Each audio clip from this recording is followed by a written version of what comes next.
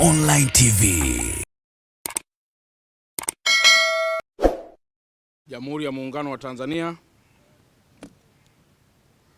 Ndugu waandishi wa habari pamoja na wananchi wa mkoa wetu wa Dar es Salaam kwa ujumla wake, nimeona tuitane leo tarehe 2 ya mwezi wa 3 mwaka 2026 ili tupeane baadhi ya taarifa kwa zile ziara ambazo tumekushazifanya, lakini pia tutoe mwelekeo sahihi na mpya kuhusu ziara ambazo pia tutaendelea kuzifanya. Ndugu wanahabari, katika mkoa wetu wa Dar es Salaam tumebaini kwamba kuna kiwango kikubwa sana cha utapeli na unyang'anyi wa ardhi kwa wananchi, na yapo makundi makubwa ambayo yanafanya kazi hiyo kwa kushirikiana na baadhi ya watu wengine nje au hata ndani ya mifumo yetu ya kiutendaji. Na kwa mantiki hiyo, wapo baadhi ya wananchi ambao wameziona ziara zetu na ambao walikushanyang'anya ardhi kutoka kwa watu mbalimbali, kwa mfano kutoka kwa warithi na kadhalika, na ambao wamekushafika katika ofisi ya mkuu wa mkoa ili kuweza kuzirudisha mali hizo. Nitumie nafasi hii kwanza kuwapongeza sana kwa wale wote ambao wamefanya hivyo, na mpaka sasa tuna ardhi si chini ya 19 ambazo zimerudishwa kinyemela, na wale wote waliopora ardhi hiyo tumeshauriana na kuwasamehe kwa kuwa wamerudisha ardhi hizo kwa wale ambao walikuwa wanahusika. Kwa hiyo sambamba na hili, watu wengi au makundi mengi yanalia, likiwemo kundi la wajane, likiwemo kundi la warithi ambao wamefiwa na wame zao au wamefiwa na watoto zao au wamefiwa na wazazi wao. Makundi haya yote yamekuwa kinyang'anywa sana rasilimali ardhi pamoja na vitu vinginevyo. Lakini jambo la pili, pia tumegundua na kubaini kwamba kuna utapeli mkubwa sana kwenye baadhi ya showrooms za magari, ambako watu wanalipia magari kutoka kwenye mikoa mbalimbali ya Tanzania, lakini wengi wanadhulumiwa magari hayo kwa kudai kuwa magari hayo bado yapo bandarini, lakini ukifuatilia magari hayo hayapo bandarini, na au kiyakuta bandarini basi unayakuta yapo kwenye bonded warehouses yakiwa hajalipiwa chochote. Wapo Watanzania wengi ambao kutoka kwenye mikoa mbalimbali ya Tanzania bara wakipiga simu na kuonesha masikitiko makubwa kwa baadhi ya watu ambao wamejinasibu kuagiza magari au kuuza magari na kuwauzia watu ambao wamekushachukua fedha zao. Ninayo mifano michache, watu wamedhulumiwa fedha zaidi ya milioni 100 mtu mmoja, na kwa mantiki hiyo, hilo pia ni eneo la pili ambalo limekuwa pia ni mwiba mchungu kwa baadhi ya wenzetu ambao wamekuwa ni wanyonge na watafutaji katika taifa lao. Lakini eneo pia la tatu ambalo pia na lenyewe limekuwa ni eneo kubwa sana ni maeneo ya mikopo, wanasema mikopo umiza. Ipo baadhi ya mikopo ambayo watu wanakopeshana, anakopa leo, anasaini mkataba wa mkopo leo, lakini muda huo pia leo wakati anasaini mkataba wa mauziano wa kukopa, leo hiyo anasaini tena mkataba wa kuuza eneo lake. Manake ni kwamba anapokopeshwa anawekewa masharti kwamba ifikapo kesho saa 9 ardhi hiyo, nyumba hiyo au kitu alichoweka dhamana kitauzwa. Kwa anasaini mikataba yote miwili. Kwa hapa napo tumegundua pana unyang'anyi mkubwa mno, ambapo watu wanaachia mali zao kwa sababu ya jambo hili ambalo linaitwa mikopo umiza. Lakini zaidi pia kuna maeneo mengineyo mtambuka. Maeneo mengineyo mtambuka ni maeneo mbalimbali ambayo Watanzania na hasa wana Dar es Salaam wanaumizwa nayo. Sasa ndugu zangu waandishi wa habari, ipo ziara ambayo tumekushaifanya hapa nyuma kidogo, na ambayo mojawapo ilikuwa ni nyumba ambayo ilikuwa ni ya urithi, lakini nyumba hiyo ambayo mama moja alinyang'anya, na sisi tulipomnyang'anya nyumba hiyo naye ameamua kwenda mahakamani kutushtaki. Nataka tu niwathibitishie kwamba riadha hii iko almost kama 2% hivi. Lazima tuhakikishe riadha hii au marathon hii ya kukimbizana na haki inafikiwa. Kwa hiyo tumekusha anza mchakato wa awali wa kujiridhisha zaidi na nyaraka mbalimbali ambazo zimetumika kufoji vitu vingi sana. Na nitoe rai pia kwenye kikao hiki muhimu kwamba nitatoa taarifa vile vile kwa Watanzania kuhusu unyang'anyi wa aina yoyote ambao utaendelea ndani ya mkoa wa Dar es Salaam. Ninayo orodha hapa ya baadhi ya watu ambao tumekusha jithibitishia kwamba hawa ndio wamekuwa wanyang'anyi wakubwa sana pia wa ardhi katika mkoa wetu wa Dar es Salaam. Na ninawapatia almost kama wiki moja tu ili wahakikishe zile ardhi ambazo wamezikalia ambazo sio za kwao basi katika mkoa wetu waweze kuzirudisha. Tumekwisha fanya uchunguzi wa kina na wa kutosha. Na hili nimshukuru sana pia waziri wangu wa ardhi, ndugu yangu Akwilapo, Mheshimiwa Akwilapo. Nishukuru vyombo vya ulinzi na usalama. Lakini zaidi pia nishukuru wataalamu wengine wa ardhi. Na zaidi katika yote nishukuru sana ofisi ya mwanasheria mkuu wa serikali.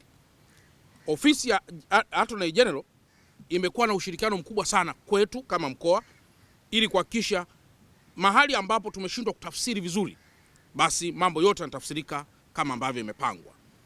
Lakini zaidi nishukuru sana muhimili wa mahakama.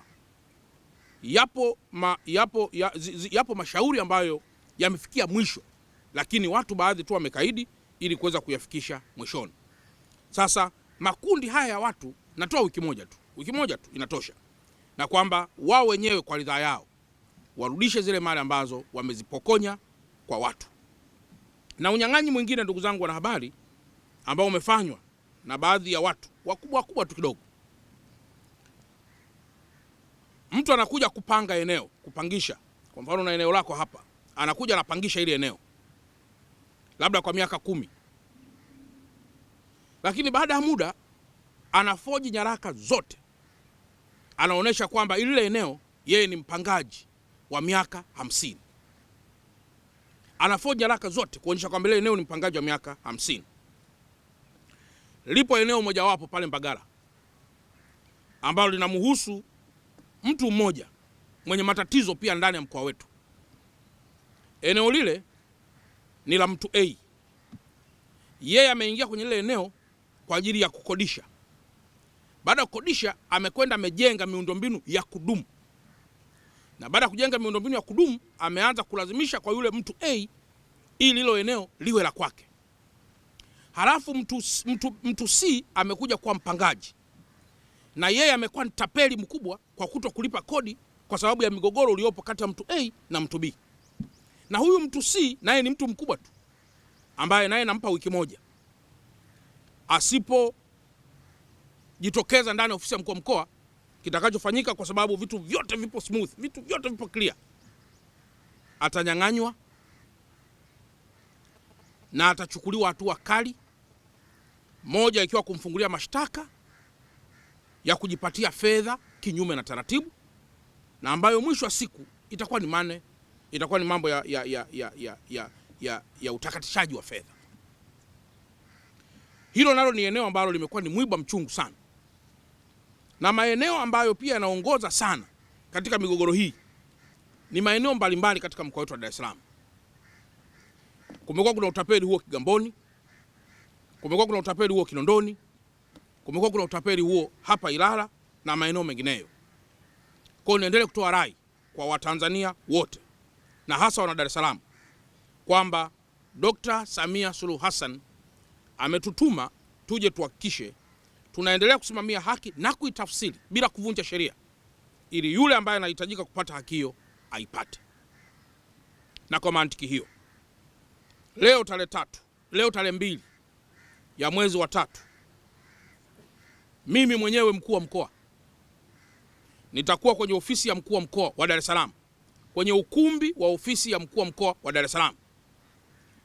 Wale wote ambao wamekushalia kwa muda mrefu waje pale ofisini wafikishe nyaraka zao zote. Natoa wiki moja tu, kwa maana leo Jumatatu, mwisho siku ya Ijumaa, walete taarifa zao zote na ushahidi wao wote waniletee pale ofisini, kwa sababu tarehe 9 ya mwezi wa 3 naanza tena ziara ya mguu kwa mguu kwenda kukagua maeneo yote ambayo wananchi watakuwa wameyaleta kama sehemu ya kunithibitishia kwamba wameporwa, wamenyang'anywa, wamedhulumiwa. Maeneo kama haya ndugu zangu ya unyang'anyi, ninayo pia kesi moja hapa ambayo baba alifariki akiwa amemwacha mwanae katika umri mdogo. Na alipofariki akiwa amemwacha mwanae katika umri mdogo, yule mtoto akachukuliwa na shangazi. Alipochukuliwa na shangazi, shangazi alichokifanya ni kwenda kubadilisha nyaraka za eneo la marehemu kaka yake katika umri huu ambao mwanae yule alikuwa bado mdogo. Lile eneo alipolibadilisha likawa la kwake, na baadhi ya sehemu ameuza na baadhi ya sehemu anayo mwenyewe, lakini amefanya hivyo kwa kofia kuwa yeye ni msimamizi wa mirathi. Sasa huyu mtoto alipofikisha miaka 18 alianza kuomba kumilikishwa moja kwa moja maeneo ya marehemu baba yake, na ndipo mgogoro ulipoanza. Binti akafukuzwa kwao akiwa na miaka 18 tu kwa sababu anamwambia shangazi yake anaomba umiliki wa moja kwa moja kwenye eneo au kwenye maeneo aliyoachiwa na marehemu baba yao. Lakini yule mama aliendelea kujitetea kwamba aliuza maeneo ili amsomeshe, aliuza maeneo ili amtunzie. Sasa ndugu zangu, kama huna uwezo wa kumtunza mtu ama wa kumtunza mtoto wa kaka yako au wa dada yako, usimchukue yeye kwa sababu unataka zile mali zao. Sasa kesi hii nayo iko mahakamani. Tumeendelea kumuomba mwanasheria mkuu wa serikali aendelee kutusaidia kutafsiri masuala haya, ili na sisi pia tuendelee kuweka mawakili wetu waendelee kusaidia ili huyu mtoto pia aweze kuipata haki yake. Sasa huu ni mfano mmoja, lakini ndugu zangu wa Dar es Salaam, kuna mifano mingapi ya aina hii? Sasa kwa kuwa tarehe 9 ya mwezi wa 3 nitafanya ziara, na mnakumbuka nimetoka Kinondoni, sasa naelekea wilaya ya Ilala. Lakini hii tarehe 9, katikati ya tarehe 9 mpaka tarehe 15 nitarudi tena eneo la Salasala kule Kinondoni.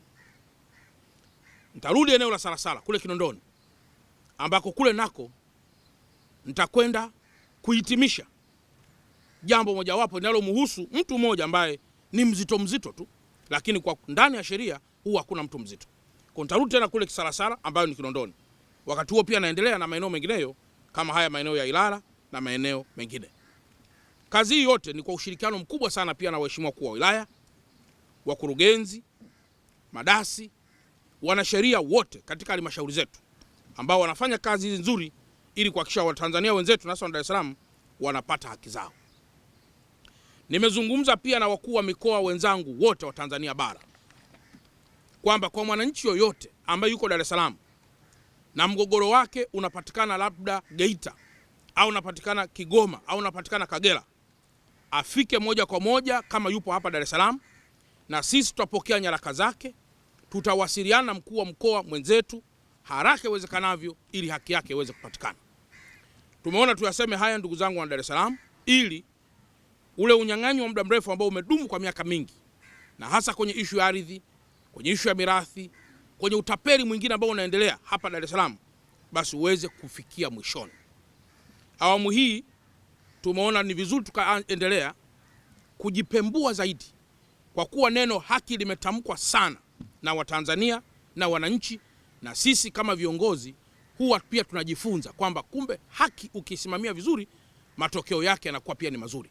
Hiki tunachokifanya sisi ni kusimamia ile haki ambayo inatamkwa mara kwa mara na wananchi wa Dar es Salaam na wananchi wa Tanzania dhidi ya wale ambao wamepokonywa, wamedhulumiwa au wamenyang'anywa rasilimali zao.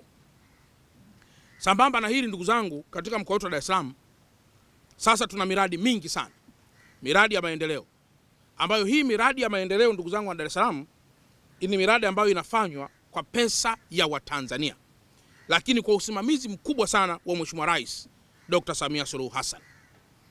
Tumekwisha muomba Mheshimiwa Rais kwamba kwa kuwa miradi hii ni mikubwa, basi katika mkoa wetu yeye mwenyewe aje kuizindua, kuweka mawe ya msingi na kadhalika.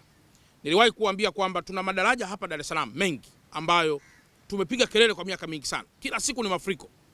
Sasa tumemwomba pia Mheshimiwa Rais baadhi ya maeneo kuja kuweka mawe ya msingi na ikiwezekana pia hata kutuzindulia.